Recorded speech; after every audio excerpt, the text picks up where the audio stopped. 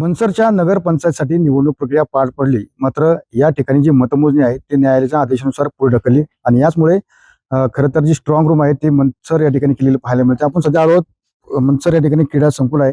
या ठिकाणी strong room तयार करण्यात आलेली आहे. याच ठिकाणी नगर पंचायतसाठी जे मतदान झालं त्याच्या ईव्हीएम जे मशीन आहेत त्याकरता त्या ठिकाणी ठेवलेलं पाहायला मिळतं. त्याचसोबत पोलिसांचा मोठा तगडा बंदोबस्त सुद्धा या ठिकाणी एकंदरीत पाहायला मिळतोय. कारण की मंचर शहरात ही प्रथमच नगरपंचायत झाली आणि नगरपंचायत झाल्यानंतर 4 वर्षानंतर या ठिकाणी जी मतदान प्रक्रिया आहे ती पार पडली.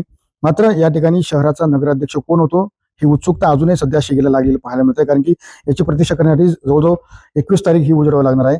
त्यासोबत पाहतो की आपण सध्या ही स्ट्रॉंग रूम तयार करण्यात आलेली आहे. त्याच ठिकाणी पोलिसांचा मोठा बंदोबस्त तैनात करण्यात आलेला पाहायला मिळते. त्यासोबत आतमध्ये आपली मतं सुरक्षित आहेत का ना हे पाहण्यासाठी त्या ठिकाणी सीसीटीव्ही कॅमेरा सुद्धा बसवण्यात आलेले पाहायला मिळतात.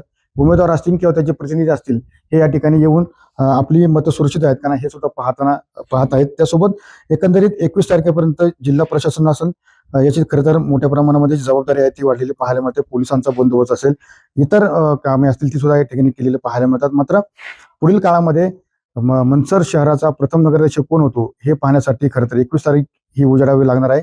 मात्र सध्या तरी या ठिकाणी पोलिसांचा तगडा बंदोबस्त आपल्याला पाहायला मिळतोय. त्यामुळे अतुल समी सुनले TV9 मराठी मनसर पुणे.